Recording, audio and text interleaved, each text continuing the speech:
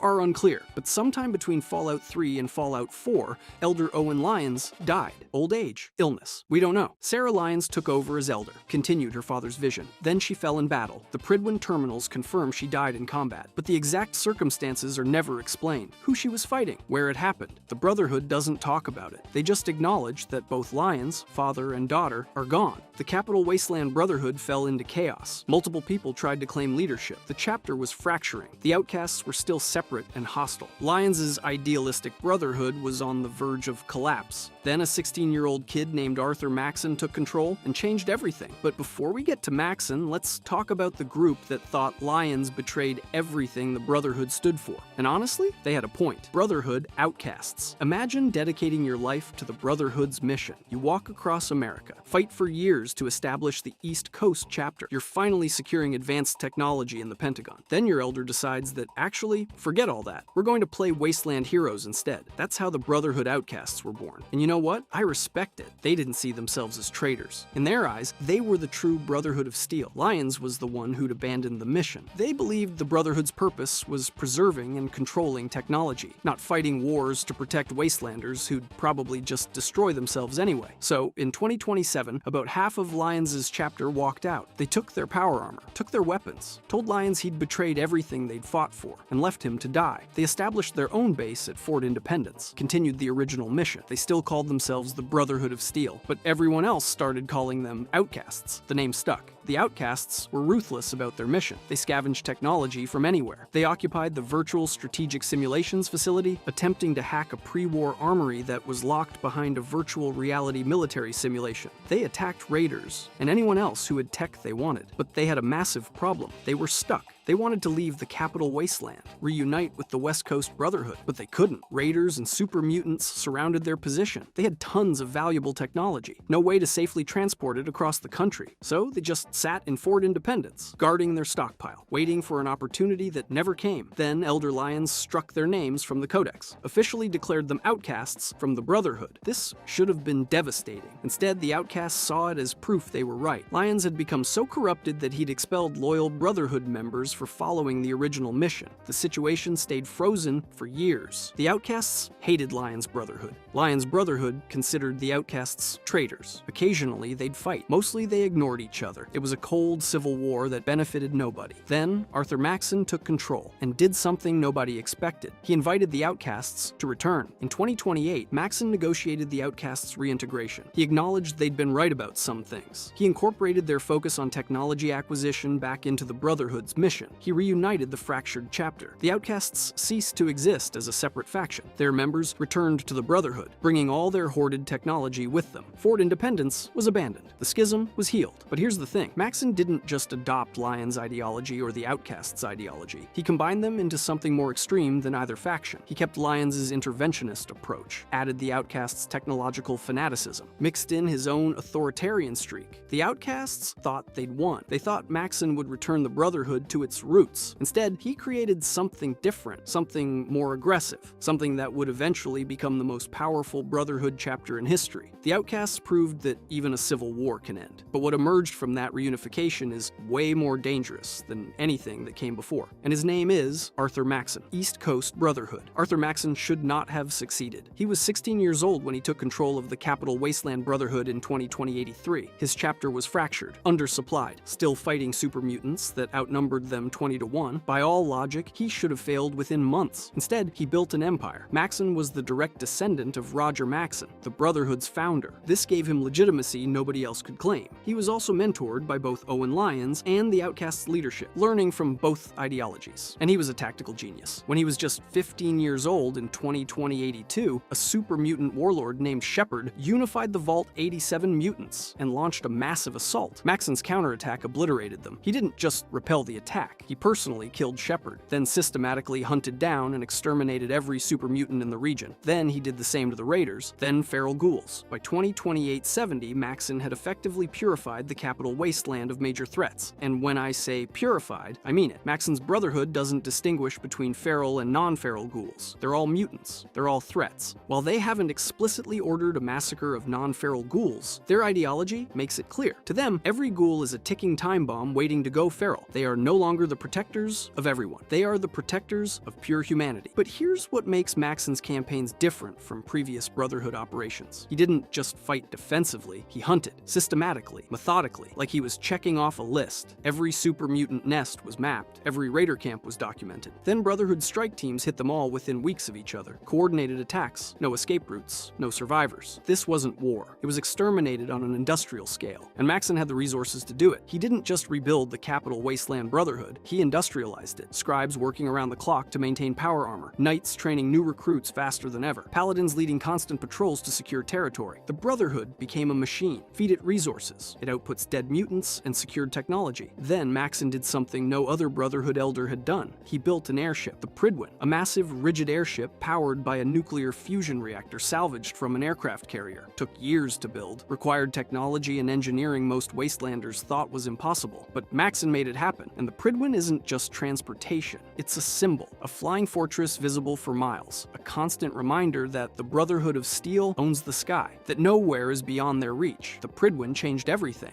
Before, Brotherhood chapters were stuck in bunkers, limited mobility, couldn't project power beyond walking distance. Maxson's Brotherhood can deploy anywhere. Vertibirds launching from the Prydwen can hit targets across the entire region within hours. They're not hiding anymore. They're dominating, and Wastelanders noticed. Some settlements welcomed the Brotherhood, protection from raiders and super mutants in exchange for food and supplies. Fair trade, but other settlements learned that the Brotherhood doesn't ask permission. They see technology they want, they take it. They see a synth hiding in your town, they kill it. They suspect you're hoarding pre-war tech, they search your home whether you consent or not. Maxson's Brotherhood protects humanity, but only on their terms, only under their control. You're either with them or you're an obstacle, and obstacles get removed. The Vertibird fleet alone demonstrates Maxson's tactical genius. Previous Brotherhood chapters barely had functional vehicles. Maxson deployed dozens of Vertibirds, fast attack, rapid insertion, fire support from the air. The capital Wasteland had never seen anything like it. Neither had the Commonwealth when the Prydwen arrived in 2028, and Maxson personally leads from the front. Most Brotherhood elders command from bunkers. Maxson fights alongside his soldiers. He's been in combat, killed super mutants himself. His soldiers have seen him bleed. That's why they worship him. He's not some bureaucrat giving orders from safety. He's a warrior leading warriors, and to the Brotherhood, that makes him the perfect elder. With the capital Wasteland secure, Maxson sent the Prydwen to the Commonwealth in 2087 to deal with the Institute's synth infiltration. But Maxson's Brotherhood is different from what came before. He combined Lyons' interventionism with the Outcast's technological obsession, added his own authoritarian control. The result is a faction that actively protects settlements from threats, hoards all advanced technology for Brotherhood control, hunts down and kills synths, ghouls, and super mutants, regardless of whether they're hostile, demands absolute obedience from its members, and considers itself the rightful ruler of the Wasteland. Maxson's Brotherhood sees itself as humanity's only hope.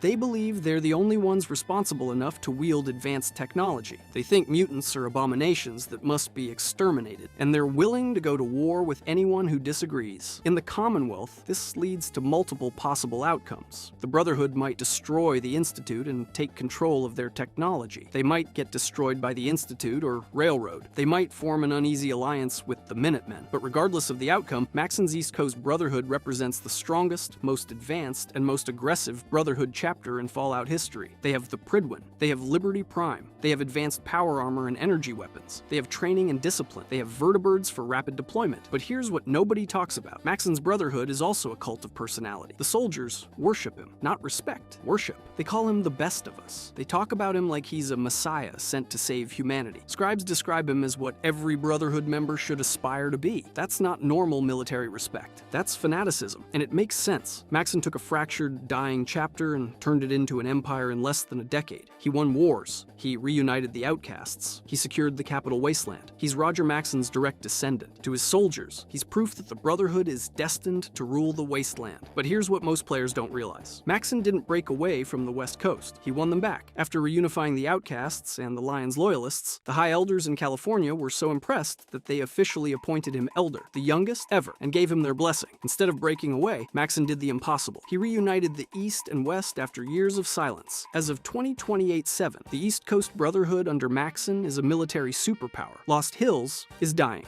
The Midwest is gone. The Mojave is irrelevant, but the East Coast is thriving, and they have the official sanction of the West Coast behind them. The question is whether this empire will save humanity or become the next authoritarian regime ruling over the ashes. Because Maxson's Brotherhood doesn't ask permission. They take what they want, kill anyone who stands in their way, and justify it all as humanity's best hope for survival. You think Maxson's authoritarian empire is extreme? The newest Brotherhood chapter makes him look reasonable, because they've turned the Brotherhood into a religion, and they have a super weapon, the Knights of San Fernando. The Knights of San Fernando are what I'm calling the newest Brotherhood chapter we know about, and they might tear the entire organization apart. In reality, they're a remnant of the West Coast Brotherhood that is reorganized under Elder Cleric Quintus. In 2029-60, Quintus's chapter operated out of a remote pre-war airfield in California. This chapter is different from traditional Brotherhood in one major way. They're religious zealots. Most Brotherhood chapters treat their technology and hierarchy with reverence, military tradition, respect for the chain of command. Quintus's Brotherhood, they fully embrace the organization as a pseudo-religious order. They have clerics. They perform rituals. They treat their mission as a holy crusade, and honestly, it's terrifying. Quintus led his chapter in a campaign to secure a cold fusion reactor from NCR remnants led by Lee Moldover. They launched a brutal raid on the settlement of Philly to recover high-value tech, then assaulted Griffith Observatory where Moldover had set up her headquarters. The battle was brutal. The Brotherhood took casualties, but they won, killed Moldover, secured the cold fusion reactor. This single device provides unlimited clean energy, possibly the most valuable piece of technology in the entire Wasteland. Now here's where it gets interesting. Quintus isn't sending this technology to Lost Hills. skills. He's not sharing it with other Brotherhood chapters. He's claiming it for his chapter, using it as leverage to challenge the East Coast Brotherhood's dominance. Quintus wants to break his chapter away from Lost Hills' control, shift the balance of power back to the West Coast, but he doesn't want Lost Hills running things. He wants his chapter to lead a new Brotherhood. With the reactor secured at the observatory, Quintus now has the keys to a new kingdom, and he's likely looking to move that power back to his main airbase to fuel his new crusade, with potentially the most valuable resource in post-war America. And he's preparing for what might become a Brotherhood civil war. But here's what makes this truly dangerous. The cold fusion reactor provides unlimited power, infinite energy for vertibirds, power armor that never runs out, weapons systems that don't need recharging. It's not a weapon itself, it's the power source that makes everything else unstoppable. This creates a three-way power struggle. Lost Hills on the West Coast with traditional authority, but weakened by war with the NCR. The East Coast under Maxon as the strongest military force with the blessing of the High Elders. Quintus with unlimited energy that could change everything.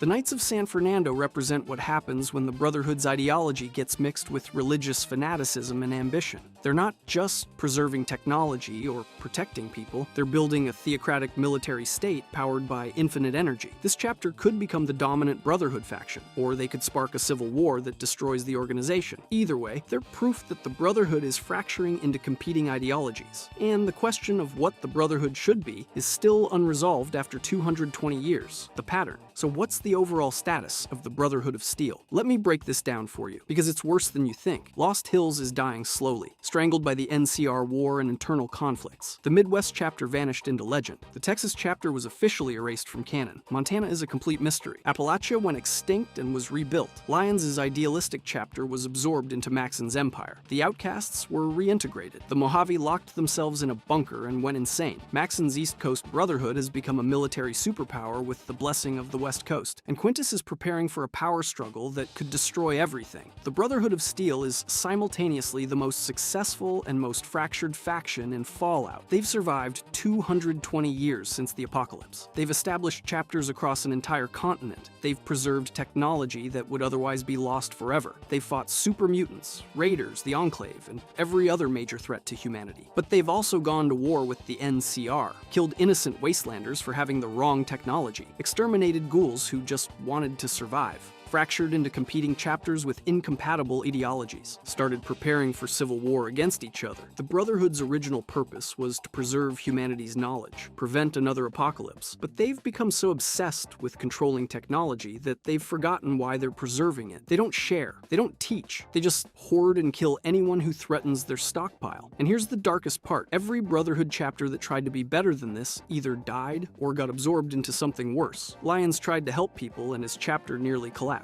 Taggarty fought to save Appalachia, and her entire chapter was wiped out. The Midwest tried to build a real civilization, and they vanished. Meanwhile, the chapters that stuck to the original isolationist mission are also dying. Lost Hills is losing the war with the NCR. Montana might already be extinct. The Mojave locked themselves in a tomb. The only Brotherhood chapter that's thriving is Maxon's East Coast Brotherhood. And they're thriving specifically because they're authoritarian, militaristic, and willing to exterminate anyone they consider a threat. They're successful because they're the Brotherhood's worst instincts amplified. So what's the fate of the Brotherhood of Steel? It depends on which chapter you're asking about. But overall, the Brotherhood is dying. Not quickly, not dramatically, just slowly fracturing into competing factions that might eventually destroy each other. They survived the apocalypse. They survived super mutants. They survived the Enclave. But they might not survive themselves. The Brotherhood of Steel started as a small group of soldiers trying to preserve hope in the wasteland. They've become a fractured military organization preparing for civil war over ideology and power. They've achieved incredible things and committed terrible atrocities. And after almost 30 years of Fallout games, we still don't know if they're humanity's saviors or just another authoritarian regime wearing power armor and calling it virtue, ad victoriam, or whatever. The Fallout series has introduced us to many factions that can be considered pure evil, some filled with horrors, monsters, and mutants. And when the chain of cruelty begins, it can only end in one way. So today we are going all the way from raiders to even super mutant supremacists, unraveling the most disturbing factions in Fallout. 1. Fanatics. In the ruins of Pittsburgh, now known as the Pit, the survivors of the Great War would suffer from a mysterious illness called the troglodyte degeneration contagion, which affected about 20% of their population. This contagion would mutate mutate the infected into feral monstrosities, who would roam the ruins and underground, hiding from the light and only coming out at night. Similar to mythological ghouls, Trogs would flood the streets in the darkness of might. And since they were much faster than the average human, every survivor would be forced to pick a faction so they could find strength in numbers. Most of the city has been overrun by these Trogs, and this would be a constant struggle that would strain even the strongest factions. The Pit was heavily nuked during the final hours of the Great War, as China wanted to cripple America's steel production and hinder whatever reconstruction efforts might have been possible in a post-nuclear war America. This would result in heavy radiation overtaking most of the city, which combined with chemical runoff from the largely unregulated industrial system to subject the surviving civilian population to horrors not experienced in most other regions in the setting. A faction would form in the outskirts of the city, the Fanatics, who under a mysterious and unnamed leader would arise and unite every last one of the Pit's raider groups under one overarching banner. With their combined numbers and supplies, they became the dominant faction, as their members gradually tightened their control over the city through sheer force. The Fanatics united would be able to fight off the Trogs and continue to take ground. Much like Caesar's legion, factions who did not bend the knee and accept being absorbed into the Fanatics were either butchered or enslaved. The Fanatics maintained their numbers through this brute force. Joining them was not always a choice. Wastelanders who were targeted for recruitment were presented with a simple ultimatum: join or their families would be killed without mercy. Though at the end of the day, their families were still slaughtered, leaving recruits to believe they are beyond salvation as they became part of the very people who gave them the cruel choice, doing as they had done and continuing the cycle. Recruits that could not or would not fight were either enslaved or subjected to torture. The minority would only use torture as a means to encourage obedience, though the majority found entertainment in the practice and sought new and creative ways to brutalize their victims. The Fanatics live by the principle that might makes right, and they're made up of several subfactions that are known to fight amongst themselves to rise through the ranks. Amongst the Fanatics, the authority of these subfactions are mostly dependent on what the individual groups had accomplished. The Fanatics survive solely off the suffering of others, as they lack all basic survival skills, and each individual group within the Fanatics is responsible for their own survival. They would continue to absorb smaller gangs and amass their numbers, taking more ground within that would eventually bring them to the attention of the dominant faction in the Pit at the time, the Union, who were made up of remnants from the local 42 Pittsburgh Union Steel Company that recruited like-minded civilians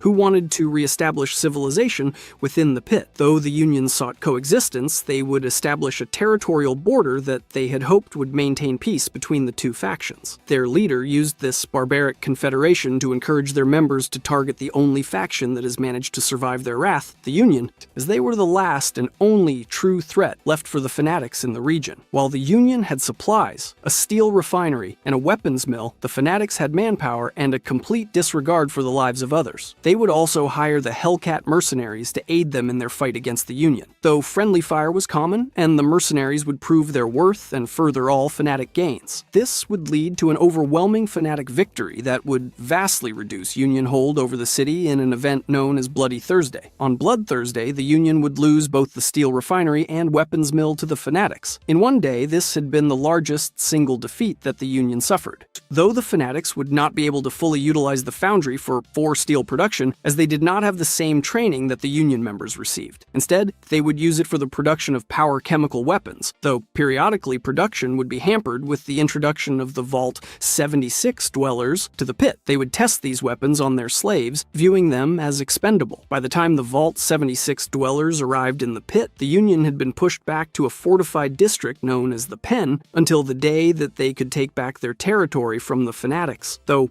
that day would never come, as nightly Trog attacks would reduce their numbers greatly, and the Fanatics would eventually overtake them, enslaving all survivors who were unable to flee to the Appalachian wasteland. And this would establish a regime of brutal dictators that would last for over 150 years. By the time that the Brotherhood of Steel arrived at the Pit in 2025, the Fanatics had turned on themselves, and the Pit had devolved into an anarchic hellhole. The same illness that created the Trogs consuming the minds of many who had not undergone the mutation, becoming the Wildmen. The Trogs and Wildman threat had become so brutal that the last pockets of survivors had taken to the rooftops of the city. In an event known as the Scourge, the elder of the East Coast Brotherhood of Steel, Owen Lyons, would order an attack on the Fanatics, which resulted in most of the pit's population being killed off. Lyons would order a sweep from the west to the east of the ruined city, although his forces were outnumbered. The Brotherhood's superior technology and organization gave them the upper hand. Under Lyons' orders, the Brotherhood exterminated anything that came their way and salvaged any technology they could take. Anything they couldn't, they would destroy, so it could never be used to cause harm again. During the siege, an explosion would rock the foundry and result in a Brotherhood knight by the name of Ishmael Asher being buried under the rubble of the mill. The Brotherhood assumed him to be dead, a mistake that would lead to the pit's quick devolution from the relatively safe place the Brotherhood had made before they left. With any healthy child that they could find to be trained as the future of the East Coast Brotherhood of Steel, Asher would survive in his power armor and use it to seize control of the pit, and utilizing his wit to establish himself as leader to the few surviving raiders of the pit,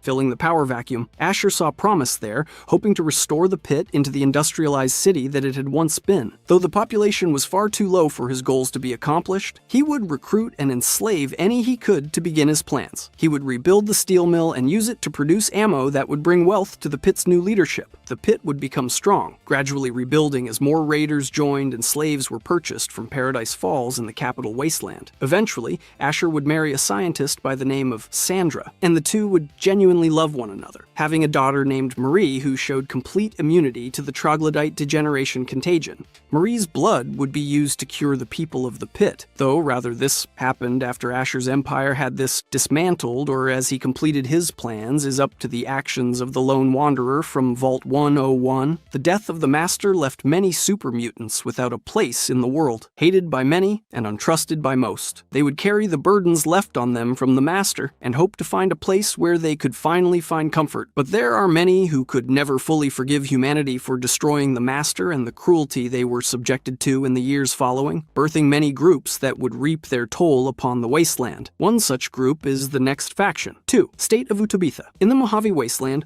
there is a growing army of super mutants seeking to return to the ways of the super mutant master and wage war against humanity. Though this time, it would not be to bring unity. This time, it would be for revenge. Your first encounter with the state of Utubitha and their leader, Tabitha, will most likely be through her radio station, which is situated on the top of Black Mountain. Prior to the war, Black Mountain was the site of a powerful military communications array and monitoring station, and used to spy on China's satellite network to gain intelligence on Chinese troop deployments and attack plans. Due to its mountaintop location, it remained largely intact after the climax of the Great War, though it would become heavily irradiated over time. It would remain this way until the Broken Hills uranium mine ran dry, leaving the mutants and humans to disperse throughout the California wasteland. Many super mutants would head to the Mojave, where they hoped to find peace amongst its people, as they were largely unaffected by the super mutant's former master and may have less prejudice towards their kind. One such super mutant was Marcus, who had previously taken part in the destruction of the Enclave oil rig alongside the Chosen One of Fallout 2. He would discover Black Mountain and use its communication system to create a broadcast station to attract like-minded super mutants so that they could form a community. The Brotherhood of Steel would become aware of their existence but sought to leave them be, as they hadn't been hostile and sought only peace. This would not last long, for as the community continued to grow, so would the population of second-generation super mutants that are far less logically minded than their first-generation counterparts. The second generation and the many of the Master's former elite super mutant shock troopers, the Nightkin, would come to disregard Marcus's message of coexistence and begin to listen to a new voice, that of Nightkin named Tabitha. Tabitha preached that they could return to the relaxing times that they had before the fall of the super mutant master, where they would be accepted and not have to worry about the NCR or the Legion attacking them simply for being different. Tabitha's faction would begin to attack any human that would approach Black Mountain.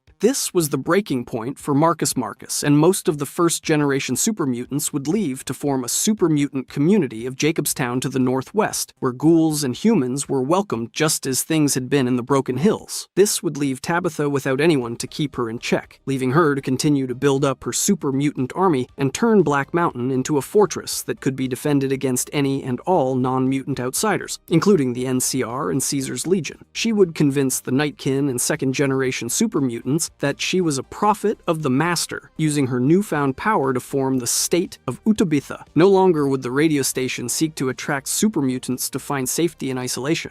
Now they would use the species' superiority to attract the most vicious of super mutants to join them. Tabitha would order her followers to attack humans on sight, leading travelers along the Long 15 to complain to the NCR Rangers that their caravans were increasingly being attacked by the super mutants of Black Mountain, though the Rangers could not focus their efforts away from the NCR's continued war with the Legion. Any and all respect that the Brotherhood had for the super mutants living there would be lost, considering all technology stored at Black Mountain to be fair game that they would retrieve in due time. Tabitha would hallucinate new threats on a regular basis, believing them to be visions granted to her by the Master, further increasing the hostilities between her faction and the outside world. Ghouls and super mutants had gotten along in the past, leading a ghoul by the name of Raul Tejada to attempt to gain work there to help further restore the radio station. This would turn out horrible for him, as he would be imprisoned and constantly threatened with execution. But Raul would use his keen intellect to disable Tabitha's most trusted friend and advisor, a Mr. Handy that had been her companion for many years. The courier would find that entering Black Mountain through the easiest routes would lead to an immediate conflict that they could not back down from, ending with Tabitha's death. If the courier chooses to stealthily ascend the hard-to-reach areas of the mountain, they could fix Rhonda and turn all the super mutants their friendly, forever changing their ways. Tabitha would free Raul into the service of the courier, when Tabitha and Rhonda would continue their journey back east, where their exploits would be compiled and published into a popular children's story. Any super mutants attracted by the radio broadcast would instead find nothing, wandering the wasteland until they were guided peacefully to Jacobstown,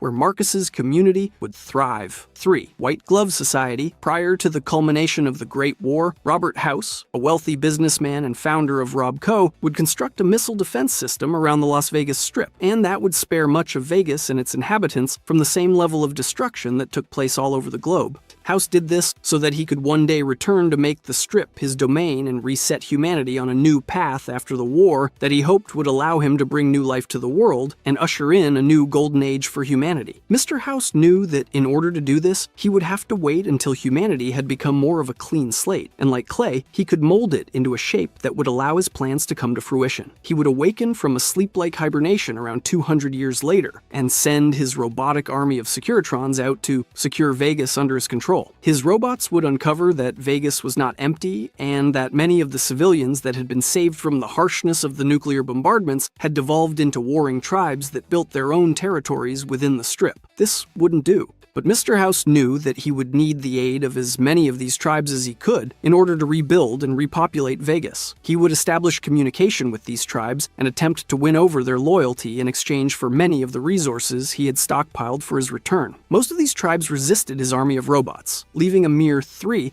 that had agreed to Mr. House's terms, and joined him in restoring Vegas, which would take on the name New Vegas to mark this new era of humanity that they had built together. Of these tribes was one whose original name would be forgotten. Now known as the White Glove Society, they were among the cruelest and inhuman of the tribes, viewing other humans as mere meat that they could harvest. In this new society, where House would mold them into a faction that would mostly abandon their old ways, choosing to focus on entertaining and perfecting the art of showmanship. While House's Securitrons and the tribes loyal to him had begun to rebuild the Strip, smaller groups of locals would erect a wall around the Strip, which would separate the restored sections of the Strip from the areas that they had yet to rebuild. By the time the NCR's scouts had discovered that the Hoover Dam in the Mojave Wasteland was almost completely spared the ravages of the Great War and the last 200 years, Aaron Kimball, president of the NCR, would order the NCR Army to secure the dam and bring it back to operational status. This would prove more difficult than they would expect, as when the NCR's forces arrived at the dam,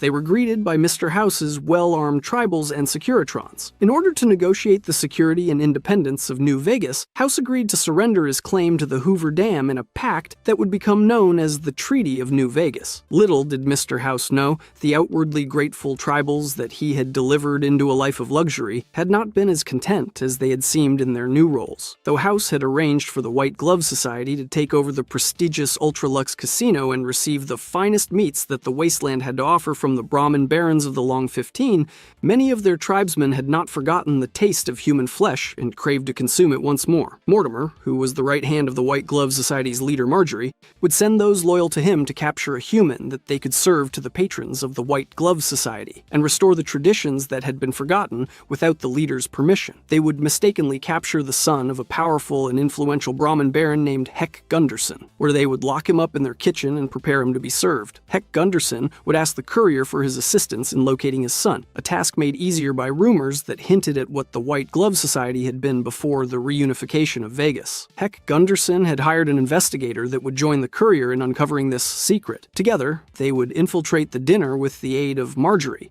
who agreed to sponsor them joining the event that she did not know that Mortimer had manipulated into a cannibal dinner. The courier would sneak into the kitchen and drug the wine that would be served at the event, causing the members of the White Glove Society to be knocked out during the event's toasting ceremony. From there, they would rescue Ted from his confinement and escort him to the members-only section, where they would expose Mortimer for his crimes. Curious enough, if the courier asks Mr. House if he is aware that the White Glove Society used to be cannibals, House says that he is indeed, and that their contract had required them to put an end to those dietary practices. If he is told that the White Glove Society has resumed eating people again, he will consider it a breach of that contract and allow the courier to do as he pleases with them. From there, it aligns with what we saw in the television series, that he massacred the whole of the White Glove Society in order to prevent them from ever going back to their cannibalistic ways again, though they could also have split apart after Mortimer was exposed, leaving the Ultra-Lux with their reputation destroyed. This last faction puts even the most horrific of cannibals to shame as they cook their victims alive just to watch them burn. 4. The Forged. The Forged are a massive raider group known for their brutality. Their leader Slag was quick to purge their ranks of anyone he viewed as weak. Before joining, their members would be subjected to a series of trials, and if they had failed any part of the trial, including the name change that would reflect on the forging process, they would be tortured and killed. Slag would be known to show no mercy for his underlings. Those that failed in their duties were mutilated, branded, and often burned alive. Those who cried out in pain would be punished with amputation and exile, and leaving survivors or fleeing from enemies would result in branding, exile, or death as well. Slag arrived shortly before the emergence of the sole survivor, with a small force from outside the Commonwealth, and sought to fill the power vacuum that had been left following the collapse of the Minutemen, though this was not an easy task. Slag was obsessed with fire and the forging process, and sought to mold his group into a weapon that could conquer the wasteland. They would set up shop in the Saugus Ironworks and fortify it to fit their needs, adorning the outside with the bodies of their victims. When they first arrived at the Commonwealth, their growth was slow, as many of the recruits died during the harsh trials they required all initiates to take part in. Though no exact details would be given as to what these trials entailed, it is revealed that they are required to change their names at some point in the process. Slag feared that the natives of the Commonwealth were far too weak to join the Forged and considered starting up elsewhere. Until he discovered the Gunners, he would offer them the chance to prove themselves within his ranks, and many of the Gunners would join the Forged, passing the trials and bolstering their ranks.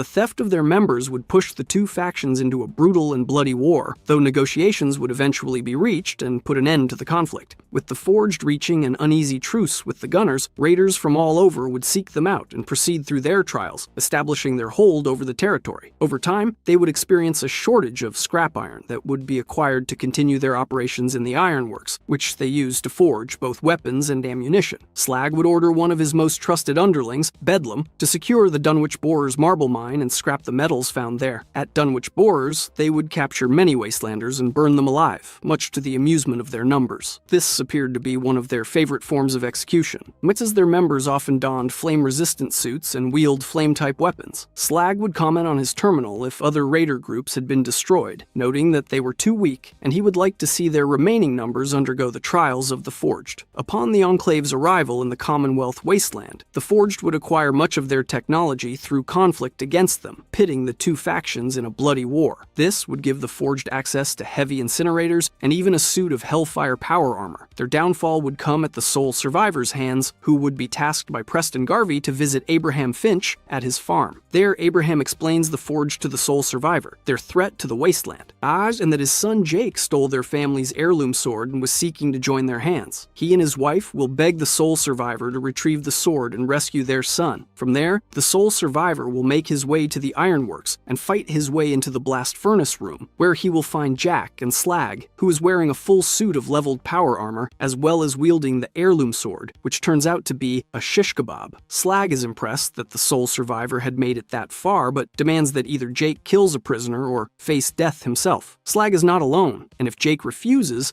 A brawl ensues, with the sole survivor coming to his aid and putting an end to Slag's reign of terror, alongside the final leaders left alive if Dunwich Borers had already been destroyed. Without Bedlam and Slag, the Forge turns on each other and dissolves entirely. One thing that these factions have in common is that with all of them, their leaders would rise through a vacuum that allowed them to exploit those desperate for structure and security in numbers. These leaders had the opportunity to bring real order and justice to the wasteland, though all they would establish is cruelty that would bring death upon the wasteland in numbers untold.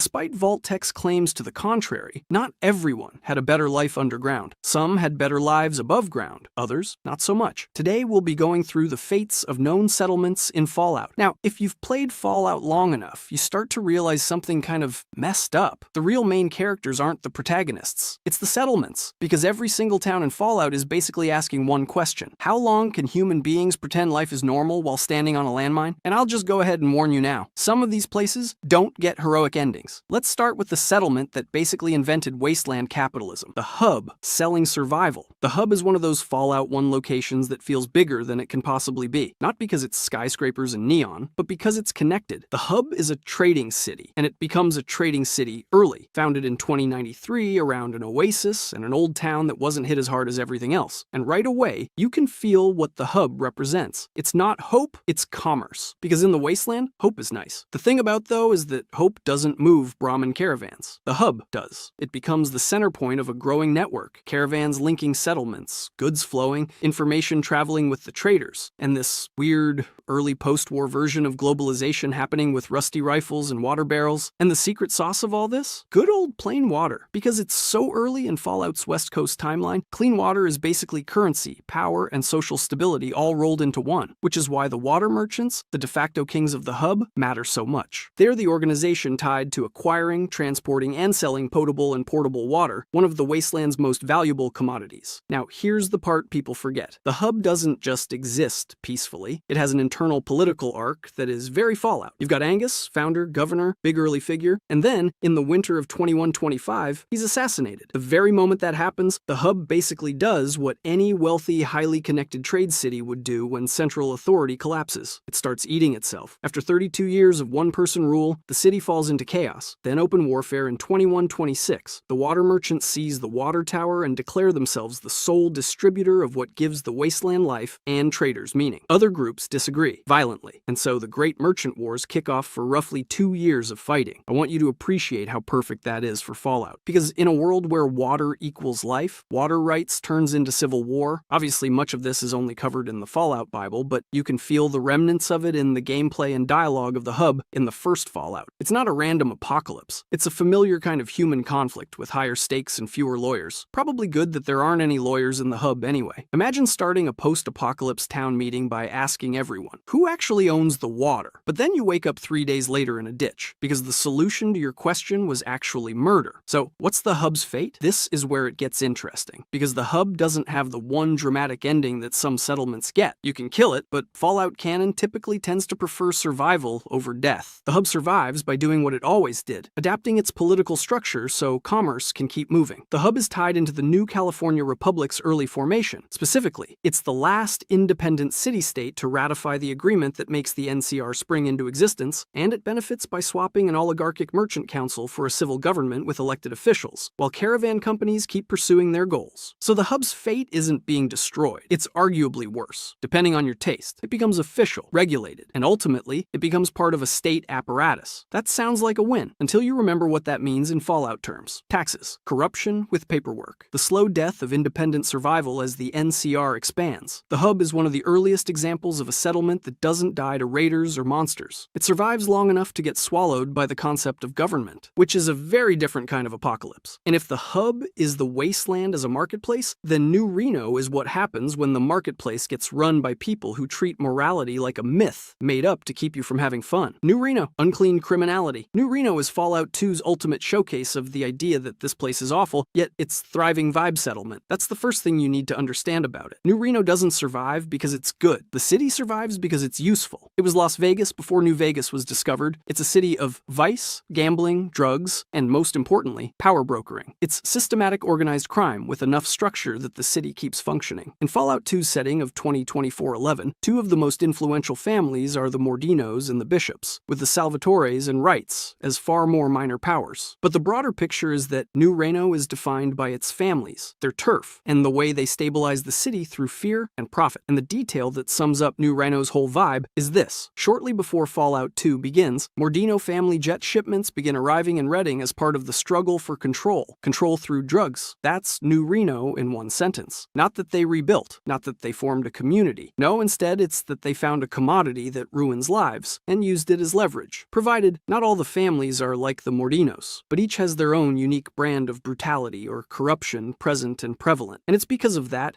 in which the city becomes a key player in the wider regional struggle over Northern California resources, especially because the NCR's currency ends up backed by gold and Redding becomes crucial to trade. So New Reno isn't an isolated sin pit. It's plugged into the economics of the region. It's a parasite city, but parasites survive by staying attached to something bigger. Now, here's the key. New Reno's fate is not a single fate. Fallout 2 has multiple ending slides, and New Reno's future can swing wildly depending on what happens and who ends up on top. There's even an ending where the Bishop family gets a strange blessing in the form of a child who grows up and leads them to victory over the remaining families, then dies later having never known his real father. Your choices matter, but the consequences can be bizarre and personal in ways no one can really predict. But we also have later timeframe hints about where New Reno tends to land by the time you reach the New Vegas era. By 2081, the original families more or less retained power except the Salvatores and Mordinos, and the city is described as being run mostly by the Wrights, while also being contested by the Van Graffs. So if you're looking for the broad strokes of their ultimate fate, New Reno doesn't collapse. It reshuffles. It keeps being New Reno. Different bosses, same city. And that is genuinely one of the darkest settlement fates in Fallout because it implies something. The apocalypse didn't create the city's evil. It just removed the restraints. New Reno is proof that humanity doesn't need vault tech to run evil systems. Given enough hunger, greed, and opportunity, people will build a system that hurts others and call it a business. New Reno is basically the only place in Fallout where you can get stabbed in an alley, and the guy who stabbed you hands you a flyer like, "Sorry about that, please accept our apology by attending our grand opening of a knife fight pit at the casino tonight." Now, here's what makes New Reno interesting instead of just gross. It's a settlement that demonstrates a stable form of post-war power, not just the idea of having a sheriff and laws. There are plenty of towns and locations in Fallout that have the same claim to fame. What New Reno has is the idea of having agreements, bribery, intimidation, and enough mutual fear that nobody presses the big red button. New Reno is political realism wearing a leather jacket, but if New Reno is a city that survives by controlling people, Megaton is the settlement that survives by building a whole identity around one single object. And yes, I mean the bomb. Megaton, built around a mistake. Megaton is iconic, but the reason it's iconic is brutal. It's a town that exists because a nuclear bomb didn't go off. And the first major fate question Megaton asks is, does surviving mean anything if you're living on borrowed time? In the lore, Megaton's crater gets settled by people who either worship the undetonated bomb or tried to seek shelter in Vault 101 and got denied because the Vault's experiment required no one leaves and no one enters, which quickly became a contradictory idea given how many Vault 101 expeditions were sent out into the wastes. That is one of the most Fallout details ever. A bunch of desperate humans show up at a vault door during the end of the world and get turned away because of the lame excuse of, "Sorry, it's just our standard operating policy." So they do what humans do best. They improvise a civilization out of scraps. Locked out of the vault, the settlers use the crater for protection against dust storms, and they build the town around the bomb. And in classic Fallout fashion, not everyone sees the bomb the same way. For some, it's terror. For others, it becomes sacred. And because of that, Megaton becomes home to the Church of the Children of Adam, who treat the bomb like a religious centerpiece. So Megaton's origin story is already setting up a possible fate, because the town's entire identity is this post-tension, shelter built from plane wreckage and scrap, a community built from exile, and a faith built around a weapon that could delete them from existence. And then Fallout 3 puts you, the player, in front of the most infamous settlement fate choice in the series. The quest explicitly frames it as choosing whether to disarm or detonate the bomb, deciding the fate of the town and its inhabitants. That's Megaton's fate, canonically. It is a settlement whose future can hinge on one visitor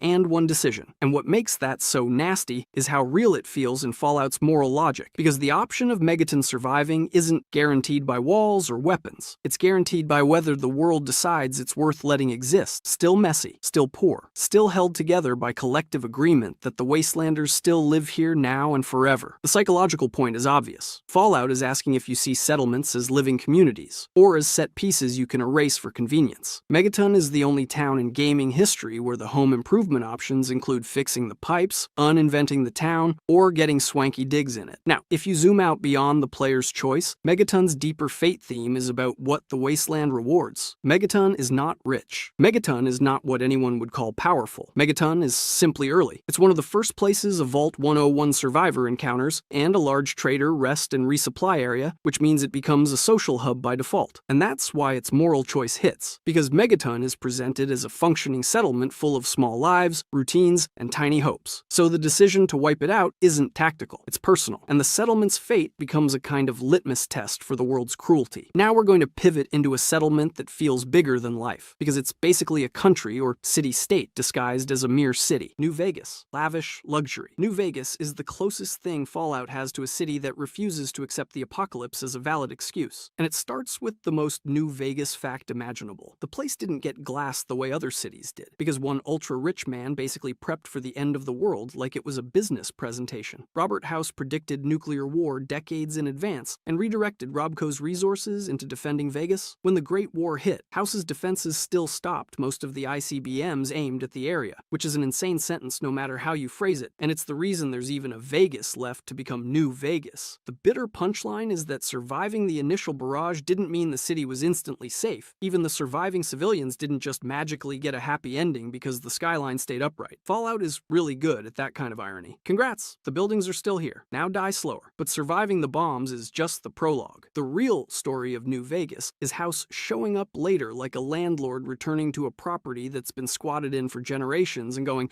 okay, cute, I'm back. Here are the rules. Tribes and groups had been fighting among the ruins until House's return, and once he reasserted control, he basically reorganized human chaos into something profitable. He recruited the biggest tribes willing to play ball, remade them into the Chairman, Omertas, and White Glove Society, and that becomes the three families, the casino ruling class of the Strip. The kings and great khans refuse the deal, and the result is the blueprint for Vegas's entire social layout. Winners behind walls, and everyone else living in the shadow of that wall, fighting over whatever crumbs fall off the neon table. House even uses Freeside as a filter, which is such a polite way of saying, I want poverty to be visible, but not close enough to touch my carpet. New Vegas is literally structured inequality, engineered on purpose, and then marketed as freedom, because you can gamble there. Libertarian dictator is still a dictator, guys. And then the Mojave turns into a knife fight between empires, because the city's real value isn't just casinos, it's the power and infrastructure around it. By the late 2070s and early 2080s, the NCR wants the region, Caesar's Legion wants the region, and House wants everyone to keep circling each other forever, because a deadlock is an opportunity when you're sitting in the best chair in the room. The game straight up frames it as a delicate power balance. The NCR can't just steamroll the Strip without exposing Hoover Dam, and the Legion can't make Vegas their capital without leaving themselves open to NCR retaliation. That tension, the sense that Vegas is the prize that could break whoever reaches too hard for it, is why the city feels like it's vibrating the entire game. So what's the fate of New Vegas? Here's where Fallout. New Vegas is brutal in a really fun way, because the city's fate isn't singular, it branches. If the NCR takes the dam again, they celebrate victory, and then negotiate to annex the Strip,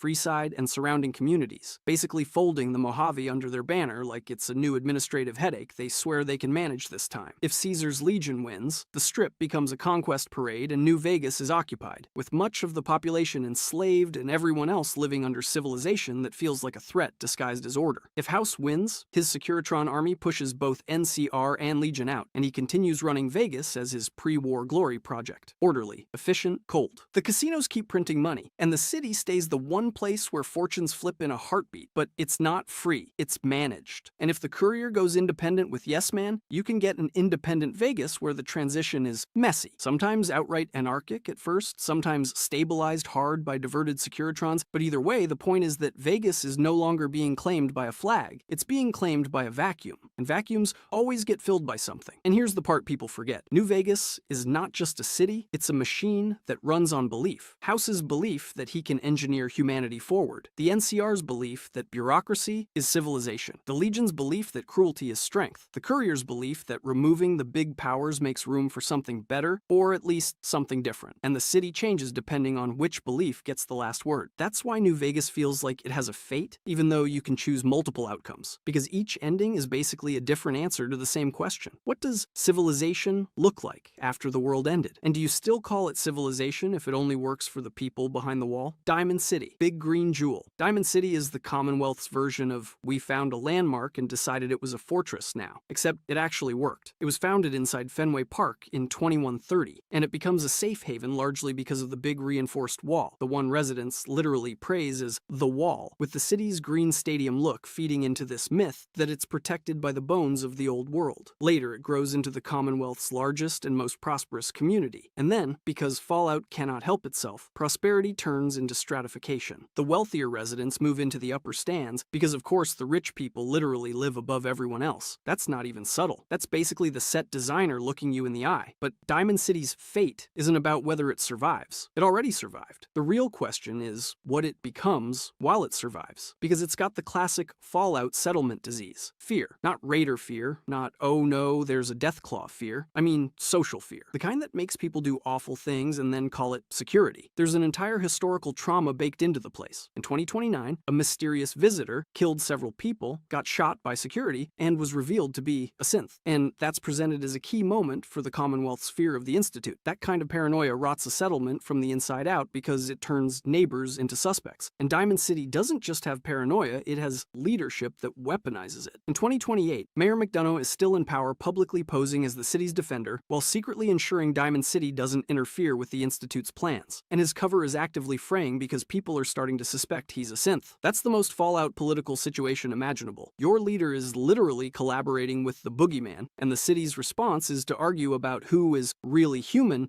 enough to deserve a home. And this is where Diamond City's fate starts to mirror real history more than people want to admit. Because when fear spikes, somebody always offers a scapegoat. McDonough runs on anti-ghoul politics, and it turns into an ugly purge vibe where the divide between upper stands and the field gets exploited. You get this whole sense that the city's civilization is conditional, and you're only safe as long as you fit the version of acceptable the leadership is selling today. Like it's this shining beacon. And yeah, it has schools and power and commerce, but a jewel can still be set into a crown that cuts into somebody's skin. So what happens to Diamond City? Here's the trick. Fallout 4 doesn't give you one clean ending slide for Diamond City the way New Vegas does. So the fate of the settlement is more like a set of pressure points. We know it's the major hub and stays prosperous. We know the Institute's shadow shapes daily life. We know the city's internal class structure and fear politics make it fragile in a different way than a shack town is fragile. We also know, very bluntly, that things can change when McDonough is gone, because companions can comment that things are looking up around here now that McDonough's gone. That line matters because it implies Diamond City isn't doomed by its walls or its location. It's doomed or saved by its leadership, and the story the residents choose to believe about each other. And that's where your headcanon and your playthrough logic kick in. If the Institute remains a power,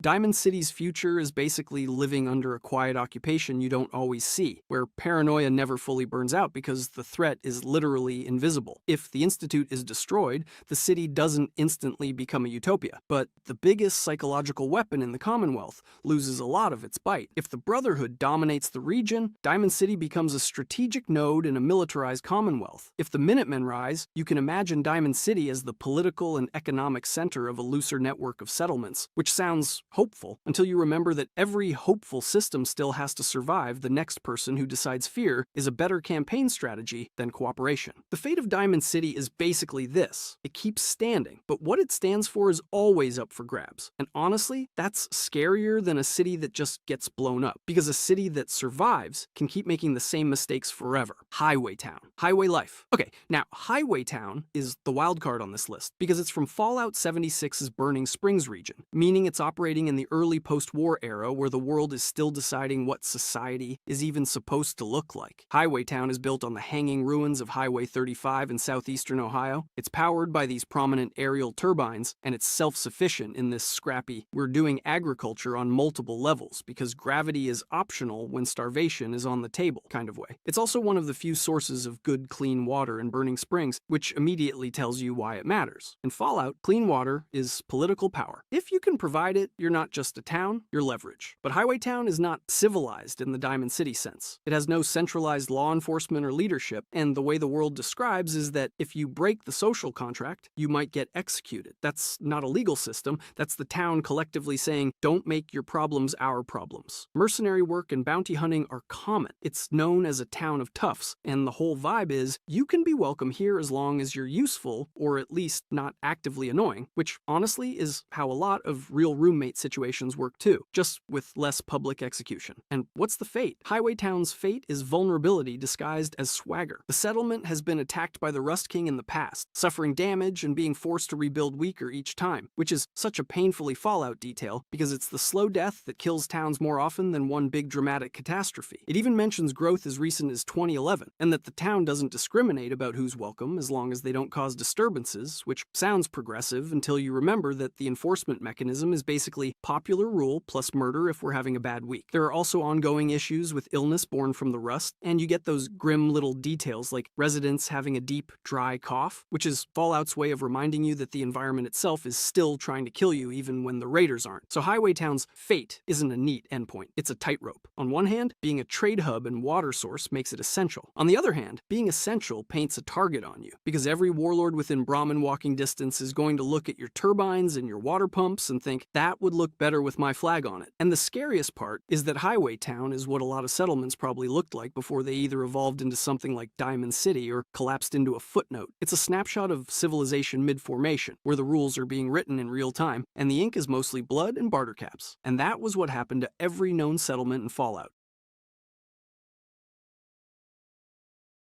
In the Wasteland, just existing is the definition of survival, but the vaults also have survivors. We are talking about the ones who aren't protagonists. We are talking about all those vault dwellers that you don't see again after the first hours, or don't exist anymore when you come back. Let's start with the survivor who proves Vault 13's purity was always a joke. Talius, Lost Scout, Mutant, Scholar. When people say Vault 13, they're usually thinking in big mythic terms. The Vault Dweller, the Water Chip. You know the rest by now. But here's what a lot of people forget. Vault 13 didn't just send out one person. They sent out many. Some didn't even make it past the front door, such as Ed, who is dead. Talius is one of the most brutal examples of what happens when a vault tries to interact with the wasteland without understanding it. Talius was one of the first to get sent out to search for a water chip replacement weeks or months before the Vault Dweller was sent out, and if you know Fallout 1's world, you already know that's basically the same as being told to go walk into the desert and see which nightmare puts you to death first. Talius doesn't just get robbed or mauled by rad scorpions, he gets captured by the forces tied to the Master's whole Unity mess, and then he's exposed to FEV. After all, he's a prime normal, something the Master has very few of, and the more he has, the better. Certainly better than becoming an Abby normal, as super mutants like Harry tend to turn out. Now, normally, that's the end of the story. Yearns being dipped in FEV is when you're transformed into a super mutant, and the game starts using you as an enemy for the protagonist to kill in a combat encounter. But Talius is different. He survives the transformation with his mind intact, but not as a super mutant, but as what can only be described as a ghoulish appearance, which is already horrifying, because that means he's fully aware of what happened to him. He remembers being human. He remembers being from Vault 13, but what happened to his mind scatters it, makes him far more intelligent in some areas, but reduces his awareness in others. To the Wasteland, he's just another ghoul freak from Necropolis, or a similarly dead city. But to Talius, now he's in a new body that the Wasteland will more than likely treat as no different than a homeless person, and with the worst of humanity now designating him as something to kill on sight. So what does he do? He heads to the only other city of the dead, the Boneyard, and ends up with the followers of the apocalypse, living under the Boneyard Library like some underground historian mutant professor. It's one of those moments where,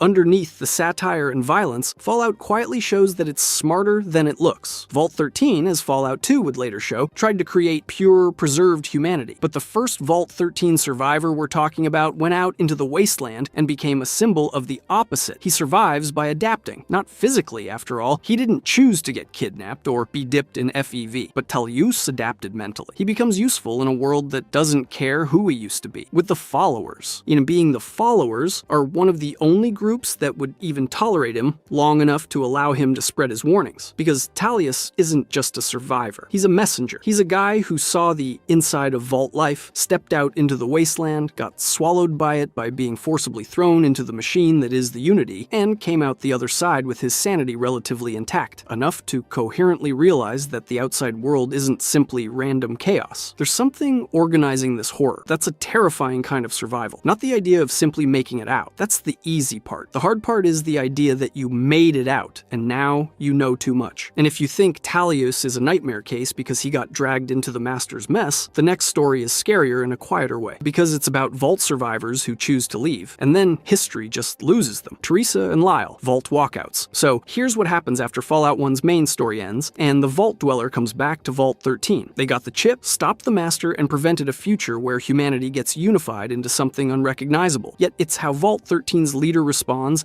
that makes this impactful, with what might be the most Fallout thing ever. The Overseer exiles the Vault Dweller. Why? Because they're afraid. They're afraid of what the Vault Dweller has become, not by themselves, but for their leadership. He thinks that the wasteland changed them too much, tainting them, giving the Vault 13 residents the idea to leave. If he lets the Vault Dweller back inside, they'll bring danger back home. And the moment the Vault 13 Overseer does that, it reveals what Vault Tech's idea of preservation actually created. Not safety, but paranoia. A bunker mentality so deep it becomes self-destructive. Wonder where we'll hear that sentiment echoed. The Enclave, perhaps? Anyway, this is where Teresa and Lyle come in. Some dwellers see the Vault Dweller get cast out and think to themselves that it's insane. They then decide to make a plan to leave, too. They basically perform a quiet rebellion, not by staging a coup or by blowing the door open, just by walking out and choosing the wasteland over Vault leadership, which is an unbelievably hard thing to do if you think about it, because the Vault isn't just a place, it's an identity. You belong to it. You are the Vault. It's your entire definition of what has been normal to you for your entire life. So to leave it means you're willingly stepping into a world of unknown rules, unknown dangers, and unknown futures. But what exactly happens to Teresa and Lyle? We don't return to Vault 13 until almost 100 years later in Fallout 2. Simply put, we don't get a clean answer. They just disappear into the wasteland. The most we hear is that eventually, Vault 13's citizens rebelled against the Overseer and either put them to death or exiled them. But Teresa and Lyle are gone. In these types of situations, they could have become legends after all. Fallout loves legends. But the wasteland is full of people who don't become legends. These two were some of them. That's one of the most chilling pieces of Vault lore in the entire franchise, because it's so realistic. People who leave a vault and die in a ditch because they didn't know that a supposedly friendly man offering water in one hand and a knife behind his back in the other was a raider tactic. Or people who leave and survive, but fade into the background of history because they don't do anything cinematic enough for a game quest to latch onto them. Teresa and Lyle represent the invisible majority of Vault survivors, the ones who make it out and become just another wasteland story someone tells once. Their story makes Vault 13 even darker. It lost confidence, it lost citizens, and it lost the illusion that the Vault was the best possible life. So their survival isn't heroic. It's a rupture, a crack in the preservation experiment. Speaking of crack, imagine living underground your whole life, finally seeing the sun, and then immediately realizing you don't have any outside skills besides maintenance and unquestionably following an Overseer until recently. Congrats. Your resume boils down to the ability to fix air filters and being emotionally scarred. If Teresa and Lyle represent survival as disappearance, the next person represents the opposite, surviving by walking into a dead vault and trying to stop its infection from ever escaping.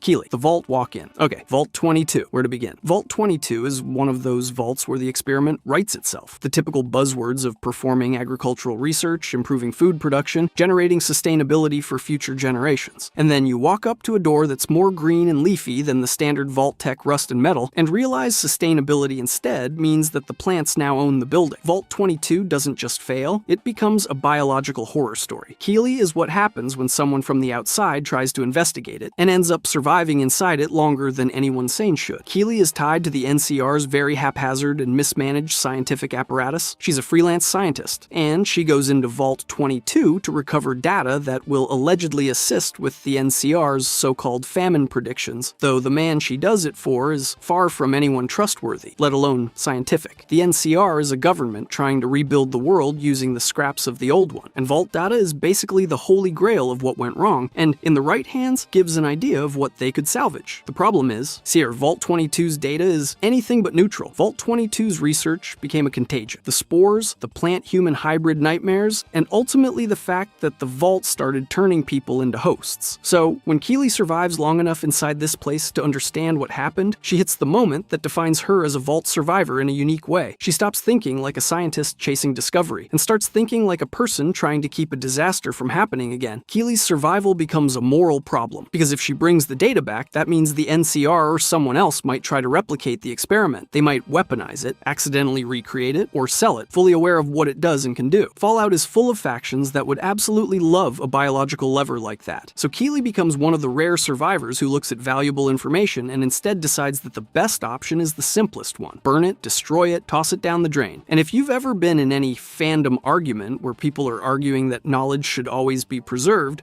Keely is Fallout walking in and giving the best counterpoint. Here's knowledge that killed everyone. Do you still feel like continuing? That's what makes her survival interesting. It's not just the basic idea that Keely lived, as impressive as her survival is. It's that she lived long enough to make a call that motivates changes to what the wasteland can become, assuming the Courier agrees with her, and isn't simply anti-NCR, or is only in it for the money. That's something Vault survivors almost never get. Agency. Most Vault survivors are shaped by the Vault's experiment. Keely survives by refusing to let the Vault shape the future again. It's also ironic that Keely is basically one of the only Fallout scientists who reacts to horrifying pre-war research with the correct response of immediately desiring to destroy or delete it. Meanwhile, every other scientist, including the one she works for, instead asks, what if we did it again, but with more funding? What could possibly go wrong? You might be thinking that Keely is already intense because she chooses destruction, but wait until we meet the Overseer who survived for 2 centuries and then tries to restart the experiment like she's reopening a restaurant. Valerie Barstow, overseeing the experiment. Vault 88 is a weird vault because it's not a complete vault. Yeah, it's this huge unfinished project buried under the Commonwealth, and the way it's presented makes it feel like Vault-Tec built a playground and then the apocalypse happened before the slides were installed. Kind of a common trend in Fallouts from the Bethesda era. And in Vault-Tec Workshop, you meet Overseer Valerie Barstow through a 210-year-old radio beacon tuned to Vault-Tec Pip-Boys only, something that's not exactly common out in the wastelands of Boston. Barstow is a Vault survivor in a very specific way. She survives as a ghoul for over 200 years. Not that she exactly knows what one is, only that she is one. In spite of her condition, she's not just a relic. She's a continuation. She is the Vault-Tec mentality that outlived Vault-Tec itself. And when you meet her, she's not grateful to be alive, nor reflective. She immediately returns to what she knows. After all, she was supposed to run the experiments. Vault 88 was designed to test prototypes, to see how people respond to different levels of manipulation, to measure efficiency, compliance, and habit formation. Barstow is still on that same wavelength that led to Vault-Tec's immoral and unethical experiments to begin with, albeit with a far less amount of loss of life or gruesome games. So when the sole survivor shows up, she sees you as a resource, not a person. A resource. And she sees the settlers you can bring in as test subjects. That right there is why Barstow is so important as a Vault survivor. She proves that survival doesn't equal humanity. Some people survive and become wiser. Barstow survives and becomes more committed to the ideology that doomed everyone. However, because she's not just a ghoul survivor of the apocalypse, she's a survivor of a corporate system that trained her to see people as data, so her survival becomes an extension of the Vault's purpose. She sends you to fetch the experiment data from the nearby Vault-Tec Regional HQ in order to have you do what she thinks will be the completion of 210-year overdue experimentations. But ultimately, Fallout 4 lets you decide how her story ends. Do you help her, enable her, compromise with her, or do you simply reject her and her immoral ways? That's the fascinating part. With Barstow, the player can become the moral gatekeeper for whether a Vault survivor gets to keep being Vault-Tec. If you do Vault-Tec things, she stays. If you do normal, insane things, she leaves. And if you think that's just a boring side quest sold as a DLC, it's not. Not fully, at least. It's a thesis statement. Because Fallout 4 is basically asking, after the apocalypse, who keeps the old world alive? Barstow is one possible answer. The people who refuse to let the old world die. Not because it was good, but because it gave them power. Barstow surviving 200 years as a ghoul just to immediately desire the resumption of testing on innocent people is the most corporate behavior imaginable. She's basically HR, but with radiation and a clipboard. Now, if Barstow is the kind of Vault survivor who uses the past to control the present, Vault 34 gives us the opposite. Survivors who don't control anything. Survivors who are basically just trapped behind a door while the world rots around them. Vault 34, the holdouts. Vault 34 is one of the best examples of Fallout doing horror without trying too hard. You don't need a cinematic villain. You don't need a speech. You just need a place where the the lights still flicker and the air feels wrong, Vault 34's meltdown turns most residents into ghouls. Feral ghouls, specifically. Sit down with what for a moment and think about what that means for the survivors. Not the ones who turned into the gun-toting boomers, the normal people. Because surviving a Vault reactor meltdown isn't like surviving a car crash. It's like surviving while your neighbors slowly turn into predators that used to be people. And Horowitz is one of the last surviving non-ghouls. He's trapped in the lower sections alongside a few other human holdouts, people who survive because they're sealed away from the worst of it. And the story behind that sealing is the kind of detail Fallout uses to make you feel sick without even showing you the whole incident. A bomb was detonated in the vault,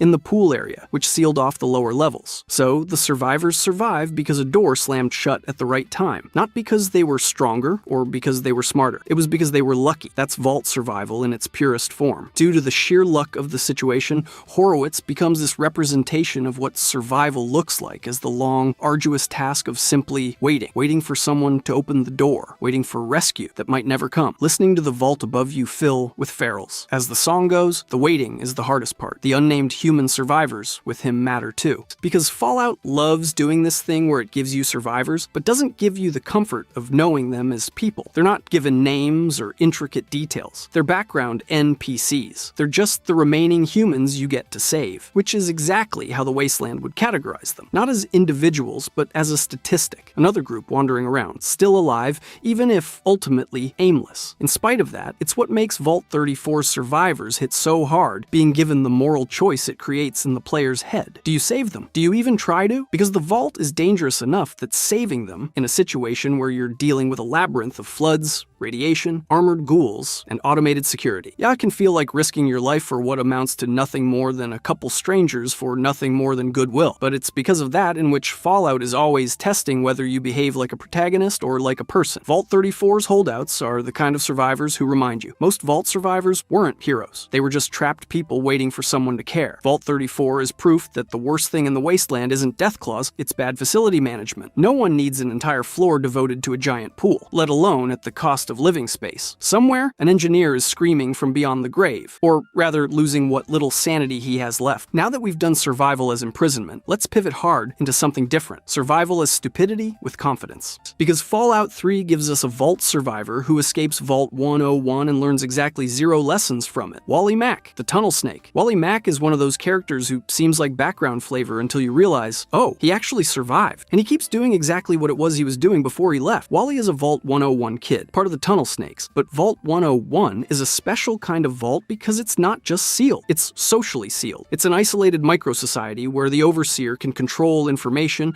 control movement, control the narrative. So when you leave Vault 101, you're not just leaving a building, you're leaving an ideology. Some people adapt well, like Butch Deloria and Amada. Wally does not. Wally leaves Vault 101 and still tries to live like he's in the Tunnel Snakes. He ends up in the Commonwealth, trying to restart the gang. I love this because it's such a Vault survivor realism detail. Not everybody who leaves a vault becomes a wise Wasteland survivor. Some people leave and immediately latch onto the only identity they've ever had. Wally survives by turning Vault culture into Wasteland culture. He tries to make the Tunnel Snakes a real thing, and then there's the moment that makes me want to grab him by the shoulders and shake him. They discover radioactive waste barrels where they're setting up. Wally's vibe is basically the idea that maybe radiation gives them superpowers, like it's an issue of Tesla Science magazine. Brother, you grew up in a vault with posters explaining radiation safety. You have no excuse to be this unaware. Wally is the Vault survivor who proves survival doesn't equal competence. Sometimes survival equals simply not dying yet, and that has made him arrogant. And there's something almost tragic about him, because you can see the Vault kid mentality in him. It has been almost 10 years, yet he treats the outside world like it's a bigger vault, like it has rules that can be bullied into place. A high school jock who never grew up, but the Wasteland doesn't care about your Tunnel Snake jacket. The Wasteland eats people like you. So Wally surviving long enough to make it to the Commonwealth is unironically impressive. He's like a cockroach with an attitude, and the reason he's worth including is because he represents a type of Vault survivor nobody respects. The ones who survive, but never mature. They survive physically, but mentally they're still inside the Vault, still playing high school politics in a world that runs on bullets. Wally pays the price, not by becoming a comic book character, but by suffering in a world he could have continued to survive in, but didn't. We've seen a Vault survivor become a mutant scholar. We've seen walkouts vanish. We've seen scientists destroy data. We've seen an Overseer try to restart the experiment. We've seen trapped holdouts praying behind a door. We've seen a Tunnel Snake take his brain damage on tour. Now we need to talk about a Vault survivor survivor who represents something else entirely. The state, the military, authority trying to keep control when Vault survival turns into a regional catastrophe. James Oberlin, authority overall. Vault 63 is a modern Vault story, but it has classic Fallout bones. Big Vault, non-standard megacorporate influence. The idea that this was supposed to be science. And the classic oops, it went horribly right. Lieutenant Colonel James Oberlin is the kind of Vault survivor Fallout doesn't always highlight. He's not a dweller born into Vault culture. He's a military presence, a liaison and security figure. He's there to justify something, oversee something, keep something controlled. And that matters because it reveals a side of Vault-Tech's world people forget. The pre-war government, not just the Enclave Shadow Cabal, didn't just tolerate Vault-Tech. It partnered with it. It inserted itself into these projects. So when the bombs fall and Vault 63 becomes a long-term survival scenario, Oberlin survives into the post-war era as a ghoul, and his story becomes this tight knot of authority and disaster management. Yeah, because Vault 63 doesn't just fail, it becomes a contested space where one man,